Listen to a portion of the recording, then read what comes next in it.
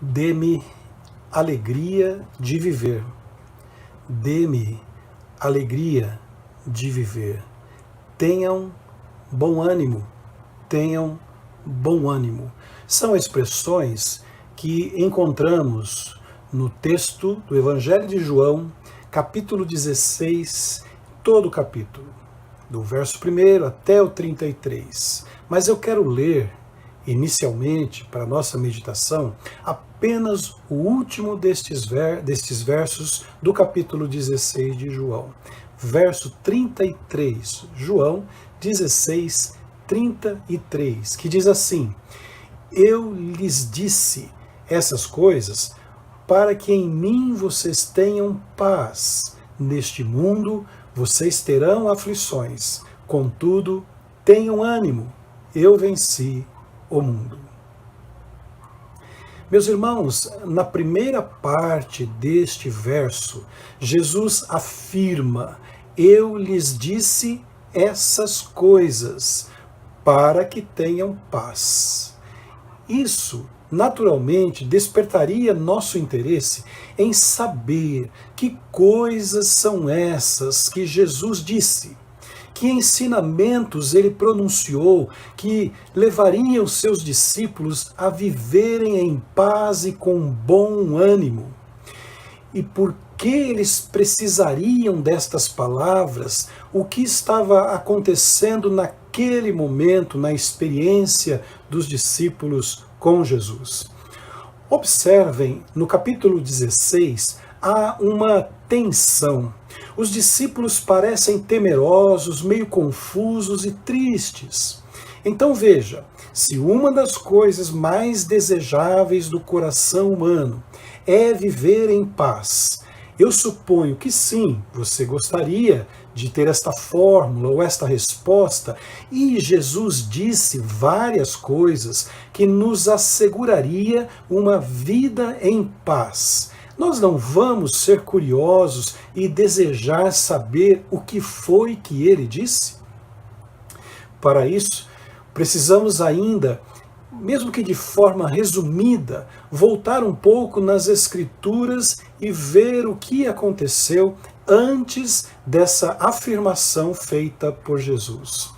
Observando o Evangelho de João, vocês perceberão que do capítulo 1 ao 12, João, capítulos 1 ao 12, temos um ministério público de Jesus mais aberto para as multidões. Mas a partir do capítulo 13 até o capítulo 17, o relato do Evangelho parece se fechar mais num relacionamento mais íntimo, reservado entre Jesus e os seus discípulos. Então, a leitura destes 4 capítulos, do 13 ao 17, mostra que Jesus se concentrou em preparar seus discípulos para a sua partida. E, de fato, isso vai acontecer em seguida, porque a partir do capítulo 18 até 21, João narra a jornada de Jesus para a prisão, condenação, crucificação, morte e ressurreição. Então, temos algumas indicações importantes no capítulo 16, neste processo de trazer bom ânimo e paz ao coração dos discípulos. Lembrem-se que estamos procurando entender o que Jesus disse a eles. Eu lhes disse essas coisas, que garantem paz e bom ânimo em tempos de aflição. Primeiramente, Jesus vai embora, mas o Espírito Santo vem. Esta é a primeira explicação, a primeira conversa de Jesus no íntimo ali com os seus discípulos. Jesus está dizendo que ele vai embora, mas o Espírito Santo virá.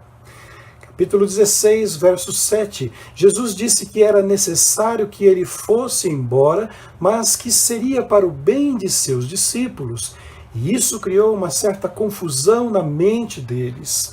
como a partida de alguém que amamos, que tem caminhado conosco, nos ensinado sobre o reino, pode ser algo bom? Então, Jesus associa a necessidade de sua partida com a vinda do Espírito Santo, o Consolador. Se eu não for, disse Jesus, o Consolador não virá para vocês. Verso 7. A continuidade do ministério de Jesus aconteceria pela presença e ação do Espírito Santo. Veja como Jesus explica essa transição nos versos 12 e 13. Tenho ainda muito que vos dizer, mas vós não o podeis suportar agora.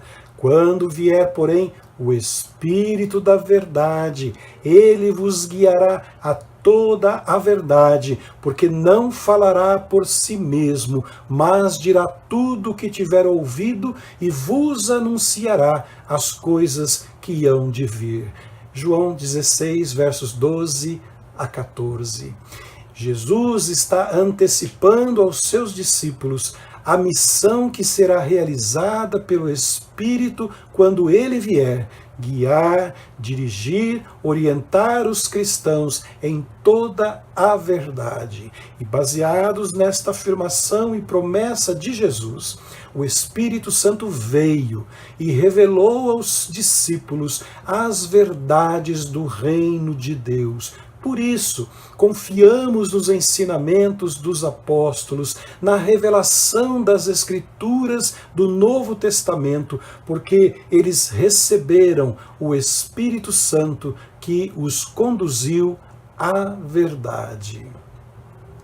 Há um segundo aspecto que precisa ser mencionado, é que em seguida os discípulos estão entre tristezas e alegrias. Jesus está compartilhando esses dois acontecimentos presentes na vida dos seus discípulos, entre tristezas e alegrias, ausência e presença de Jesus. Você encontra isso no capítulo 16, nos versos 16 a 22.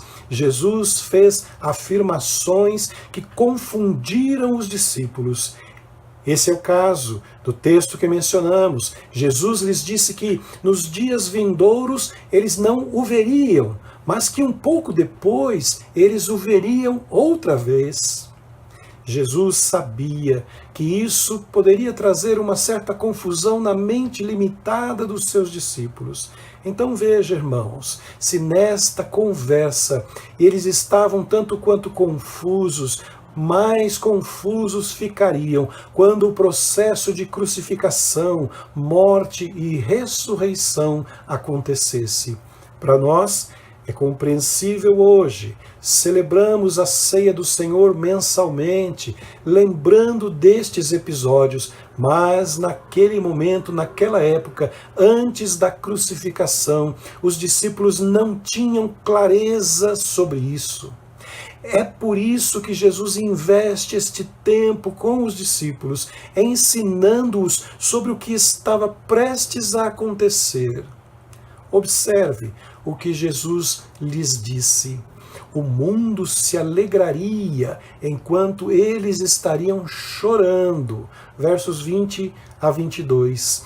O mundo daquela época celebrava a morte de Jesus com alegria, enquanto os discípulos choravam pela sua morte na cruz. A tristeza dos discípulos se transformaria em alegria, disse Jesus. E mais, no verso 22, Jesus descreve uma cena como se dissesse assim aos discípulos: imaginem, este será um momento de tristeza para vocês. Vocês verão o Filho do Homem sendo preso, arrastado para a cruz, morto, castigado. Será triste e trágica esta experiência para vocês, mas esperem, não termina aí. A história continua. Nem tudo é sexta-feira de angústia, haverá uma manhã de domingo de alegria intensa. Eu os verei outra vez, disse Jesus. Vocês então se alegrarão e ninguém lhes tirará essa alegria. Embora os discípulos estivessem confusos sobre estes episódios descritos por Jesus, uma garantia era certa. E se você entende isso ou não, acredita nisso ou não, não muda a promessa de Jesus. Ele garantiu que quando fosse embora, enviaria do céu um poder inexplicável, o Espírito Santo sobre toda a terra, um poder que traria bênçãos e alegrias ao mundo. Mas nós precisamos ainda observar um terceiro momento presente neste capítulo 16. Nós cremos em você. Nós acreditamos em você. São as palavras dos discípulos, logo após Jesus ter feito estes esclarecimentos para tirar qualquer medo, qualquer receio do coração dos discípulos quando o futuro acontecesse, quando ele fosse embora. E aí a resposta: nós acreditamos em você. Imediatamente, em resposta às palavras consoladoras de Jesus, os discípulos se expressaram com uma declaração de fé. Verso 30. Agora vemos que sabes todas as coisas e não precisas de que alguém te pergunte. Por isso, cremos que de fato vieste de Deus. Mas Jesus conhece o íntimo, o coração humano. Ele pôs em dúvida esta declaração de fé dos discípulos. Sabia que eles ainda não estavam totalmente preparados para viver a experiência seguinte. Jesus disse: todos vocês me abandonarão. Isto é o que Jesus faz conosco hoje. Ele pergunta: você realmente crê em mim? Mas você faria a rota da cruz comigo? Você ficaria comigo e continuaria a crer em mim em todas as circunstâncias da sua vida? Aos discípulos ele disse: vocês me deixarão sozinho.